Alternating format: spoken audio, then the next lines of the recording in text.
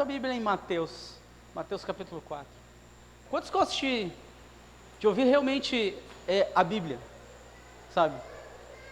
Conteúdo mesmo, sabe? Eu percebo, porque eu acabo sendo ministrado bastante e tive a oportunidade de estar com o mano lá. Então assim, cara, a gente ouve muita coisa, gente. Assim, se vocês ouvem, nós pastores participamos de reuniões, então a gente ouve muita coisa. E o que eu particularmente não gosto é quando começa a entrar muita filosofia dentro da igreja. Quando começa a entrar muita... tá muito na moda no meio dos pastores o coaching, né? Tá muito na moda, praticamente tem pastores que têm dentro da igreja o seu próprio coaching. Eu não sou a favor, mas para mim não serve, sabe? Não serve. Mas eu quero compartilhar uma palavra com vocês, porque olhando aqui esse grupo que está aqui na igreja, não tem nenhuma pessoa que está vindo ontem, vamos dizer assim, que nem eu brinco, assim, está vindo recente. Tem casal de irmãos ali que são, mas acredito que não sejam novos na fé. É verdade? Ok, confirmou lá. Então assim, você já deve ter ouvido muita palavra. Você já parou, esses dias eu vi um pastor que compartilhou, disse, o ano de 2020 pregou umas 200 vezes, é um amigo meu. Esse barulho é daqui ou ele é um bichinho? É um bichinho? Hã? É um grilo? Credo. Então assim, ele disse, eu preguei mais de 200 vezes. Aí eu fiquei pensando, quantas vezes eu preguei no ano de 2020? Mas eu quero que você pegue um raciocínio da seguinte forma: quantas pregações você já ouviu? Imagina, Cláudio, desde que tu é convertido, quantas pregações? O Rodrigo, mesmo que seja desde o ano passado, mas quantas pregações já ouviu? Sabe, irmãos aqui que já estão há tempo, irmãos que já convivem no meio cristão aqui há tempo já, quantas pregações já ouviram, ok? Quantas e quantas pregações? Agora a questão é uma pergunta que ela às vezes não dá uma rasteira, mas é o quanto deste conteúdo que eu ouvi, eu absorvi e conseguiu entrar aqui, mudar aqui e agir aqui. Você está entendendo? Porque senão, cara, assim, eu estou fazendo curso, eu estou no terceiro semestre de teologia. O meu professor de interpretação bíblica, a primeira aula, sabe o que ele disse? Assim, gente, não se assuste, eu não entendi nada quando eu estudei essa matéria. A primeira aula o professor falou isso. Eu tive que ler 6 ou 7 vezes o livro. E eu disse, meu Deus, eu estava penando para ler uma vez o livro, né, para passar na prova ali. E o cara disse que eu tenho que ler de 6 a 7 vezes o livro. Não é assim, não é gibi, é livro. Eu disse, meu Deus.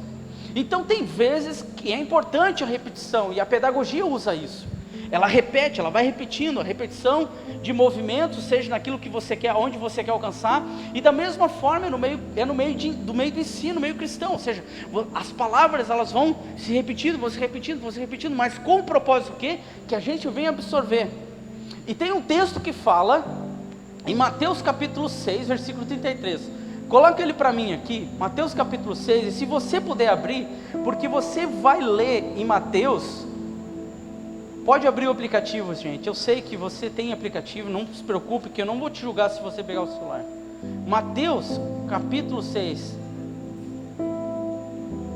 Você entendeu esse conselho que eu dei sobre o celular, né? Gente, eu não estou indireta para ninguém. Eu estou aconselhando a igreja a não perder aquilo que é de Deus. Mateus capítulo 6, versículo 33 diz assim: buscar em primeiro lugar o seu reino, e a sua justiça, e todas as outras coisas vos serão acrescentadas. Olha esse texto.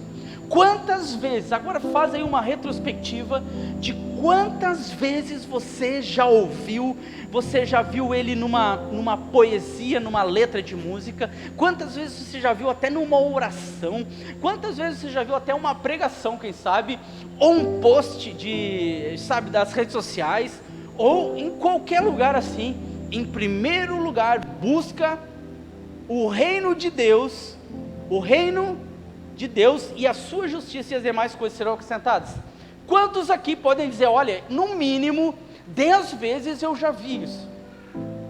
Agora, transformar este versículo, que está aqui, este versículo, aqui, passar para o coração, e conseguir se tornar numa prática, é o nosso desafio quase que diário, porque nós não fomos treinados a buscar em primeiro lugar o reino de Deus. Nós somos treinados a buscar o quê? A nossa vontade, buscar os nossos interesses, buscar do nosso jeito. Nós não fomos treinados, porque nós antes de Cristo, nós éramos caídos, nós éramos pessoas arruinadas no seu próprio pecado. Agora, quando conhecemos Cristo, passamos sim a ter uma mentalidade nova, mas não significa que passamos a ter as atitudes prontamente que Jesus gostaria que nós tivéssemos. Deixa eu dar um testemunho bem rápido do que aconteceu comigo. Eu ando em Porto Alegre assim, médio. E aí eu tinha que autorizar um exame para a mãe, ali na Unimed. Tinha que ser lá, só em Porto Alegre, aqui não tinha como, tinha que ser lá em Porto Alegre. Ok, e aí nós fomos no Shopping Total, que tem uma base da Unimed lá. Cheguei lá e disse, aqui não tem como autorizar exame. Aqui não tem como autorizar exame. É só na Venâncio Aires. E eu, Venâncio Aires, ok, lá perto, desculpa gente, não se escandalize, mas eu pensei lá perto do mercado público, assim, naquele lugar, beleza.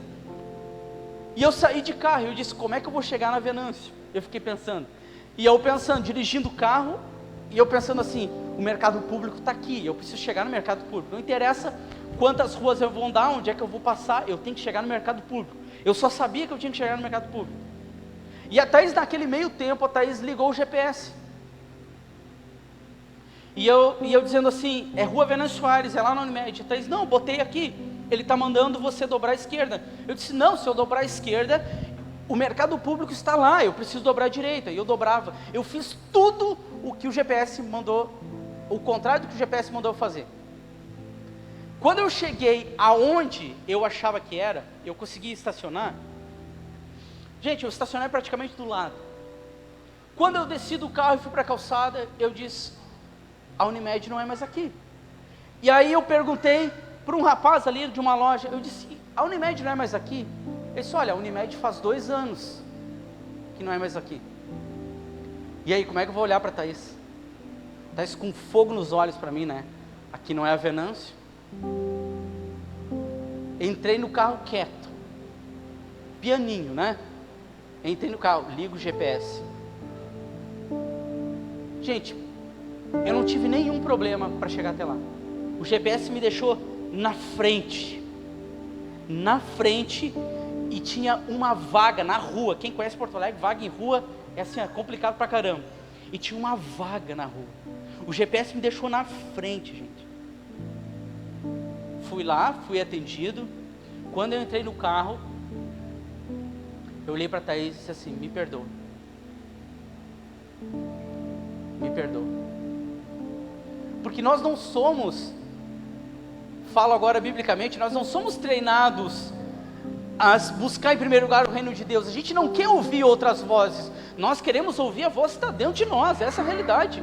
Eu disse, eu sei onde é que é o lugar, eu já fui lá, só que eu não imaginava que era 2 anos atrás que eu tinha ido lá. Então, para mim, era lá. Quando eu cheguei lá e vi que não era, gente, tive que dar o braço a torcer que a mulher estava certa. Não é sempre. Que fique registrado. Viu, Eric? Não é sempre, Eric. Mantém, resistência, Eric.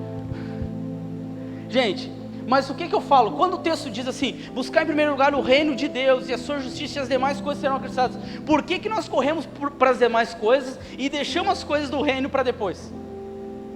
Porque nós não somos treinados para isso. Nós precisamos cada dia mais tomar a cruz, sim, nos converter, mas também transicionar a forma da gente pensar. Meu Deus, para de pelo menos buscar isso que é aquilo que vai ser acrescentado.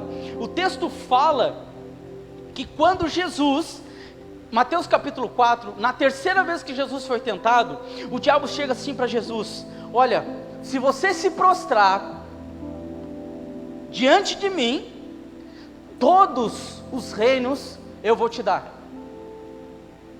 Entre outras palavras, se você deixar de buscar em primeiro lugar o reino de Deus, as demais coisas serão acrescentadas.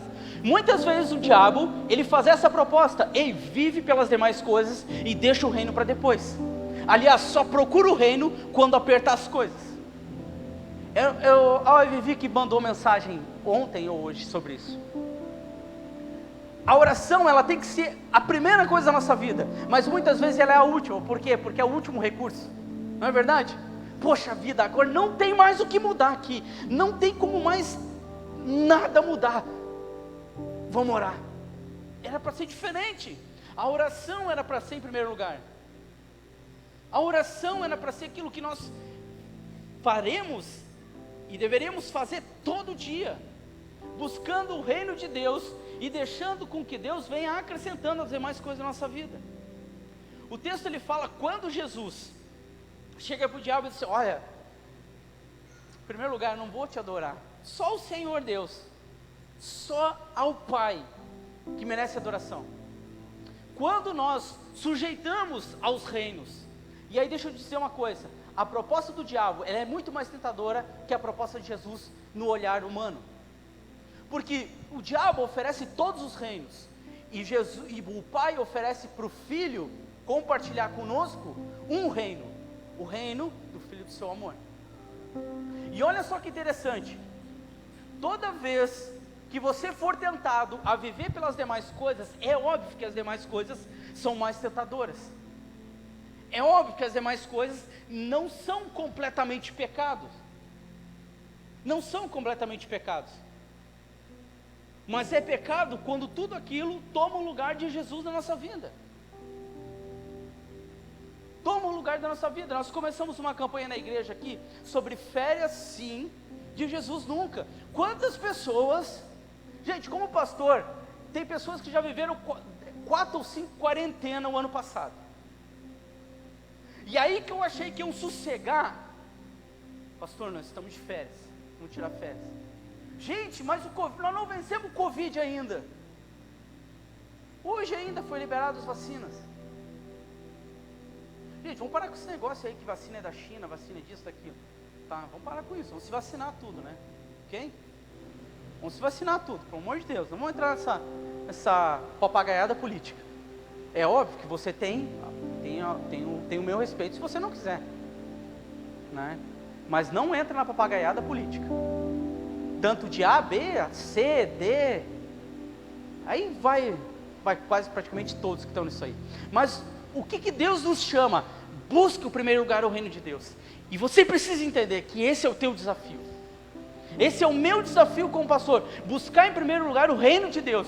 Quando eu estou andando lá no Vale dos Vinhos, tu olha aquele negócio. Em primeiro lugar, a vegetação é incrível. Não sou boi, não sou vaca para comer pasto. Mas assim, o troço é verdinho, gente. Tu anda por tudo lá, tu te apaixona. Gente, que vontade. Eu disse, mano, tem vaga aqui? Falei para ele, brincando. Ele disse, tem? Quando é que tu quer vir? Eu disse, não, aí brinquei. Aí foi a nível de brincadeira, não vou assustar vocês. Mas assim, aí você vai descendo, vai chegando na nossa região aqui, você enxerga algo mais plano, prédios, penchado. Eu disse, meu Deus. Mas eu preciso entender, do meu chamado, eu preciso entender que eu preciso buscar, em primeiro lugar, o reino de Deus e a sua justiça. Mas parece que esse versículo é difícil de reproduzir. E eu quero ler com vocês um texto que está em Lucas capítulo 10. Que ele reproduz bem esse versículo, que é 2 mulheres, Marta e Maria. É bem interessante lermos sobre esse texto.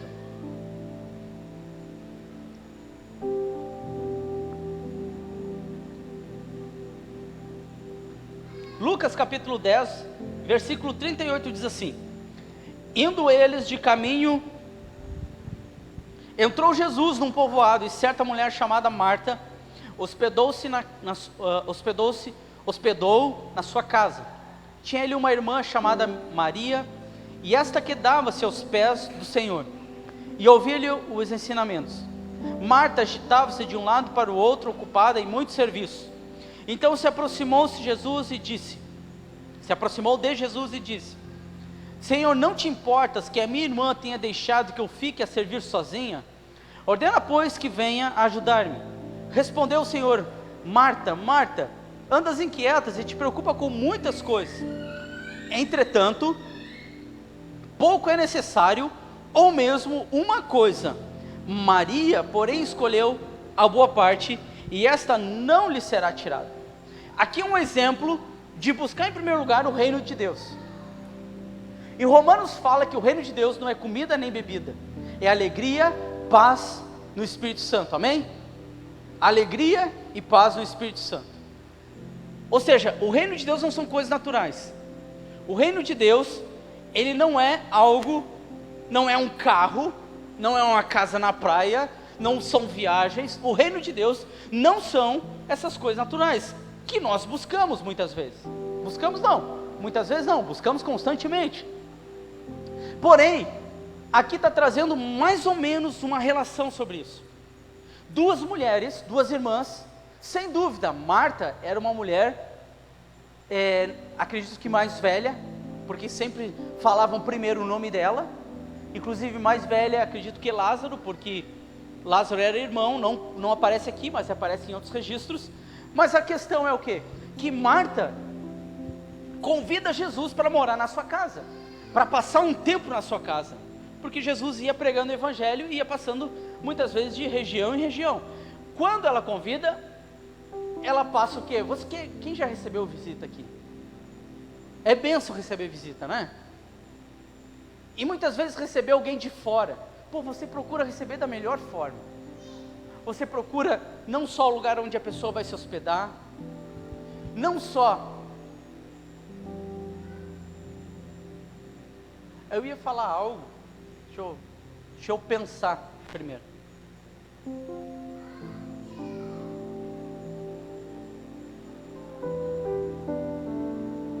Marta, eu ia compartilhar algo, eu acho que poderia destoar um pouco e poderia, quem sabe, trazer uma certa confusão. Hoje, as nossas casas, elas não são projetadas mais para receber hóspede, ok? São poucas as casas que tem o quarto de hóspede. Minha geração ali, essa geração que agora está, não é uma geração que busca receber, diferentemente do meu pai e minha mãe. Nós temos parentes em Santa Maria, eles tinham lugar para eles ficar, ou seja, era preparado para eles ficar. E da mesma forma eu me lembro que nós seguidamente íamos para Santa Maria e tinha o quarto separado para nós. Nós não temos mais essa mentalidade. As casas, quanto menor, melhor, ok?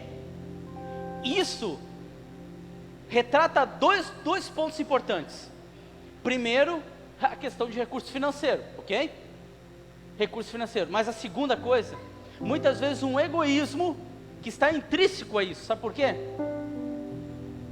Porque nessa geração se estabelece esse distanciamento, não só não quero ter filho, não quero hóspedes, não quero ter relacionamentos. Eu me apavorei com uma pastora de líder de jovens que diz que não é vontade de Deus que ela tenha filhos. Gente, você não encontra na Bíblia registro nenhum. Como tem pessoas com filosofias do inferno pregando coisas que não estão escritas na Bíblia. Você pode chegar em casa, e você deve chegar em casa, e tudo que eu prego, você pode até ir para o Google e perguntar sobre as coisas que eu preguei. Todas as coisas centradas na palavra de Deus. Então nós somos uma geração jamais egoísta. Uma geração que não é muito de se abrir para esse tipo de situação. Diferentemente daquela época. Gente, Jesus era um estranho. Quem é aqui que hospeda estranho? Para pensar. Mas vamos pegar o contexto, vamos voltar para o contexto que Marta e Maria Marta convida Jesus para ficar ali. Só que ela começa a fazer coisas para Jesus, e Maria, o que que Maria faz? Se ajoelha aos pés de Jesus e fica ouvindo o que Jesus está ensinando. Maria estava lavando a louça, estava organizando a cama, Maria estava varrendo, Maria estava estendendo a roupa, Maria, eu não sei o que ela estava fazendo, mas ela estava fazendo serviço. Ela podia estar fazendo comida, porque podia estar perto da hora do almoço ou da janta, eu não sei. Marta estava fazendo alguma coisa, só que Maria estava aos pés de Jesus. Olha só o que eu quero que a gente venha compreender. Quando Marta chega em Jesus e diz assim: olha, você não te importa dela estar aí enquanto eu estou trabalhando? Naquela época quem trabalhava era só mulher, os homens não trabalhavam dentro da casa, trabalhavam fora. Você não se importa que Maria esteja sentada aos teus pés aí, ouvindo o que você está falando, e eu estou a servir? Você não se importa, Jesus? Olha só, deixa eu compartilhar algo que eu acho bem legal aqui da gente estar.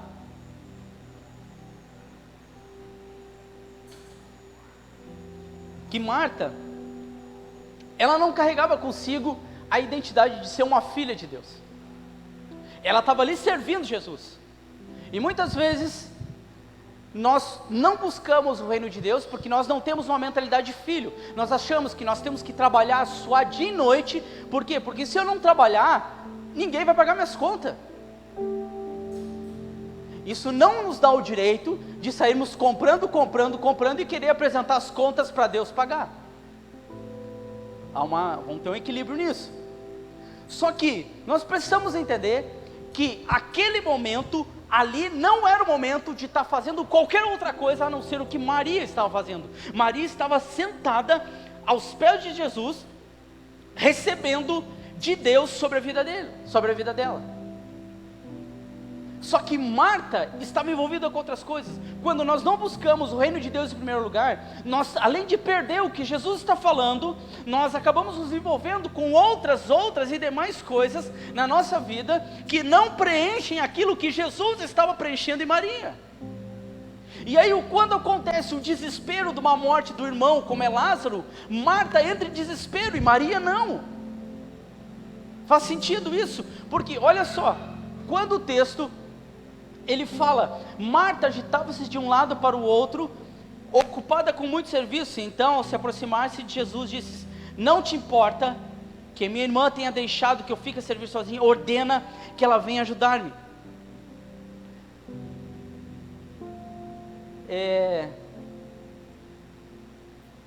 Aqui não fala numa questão de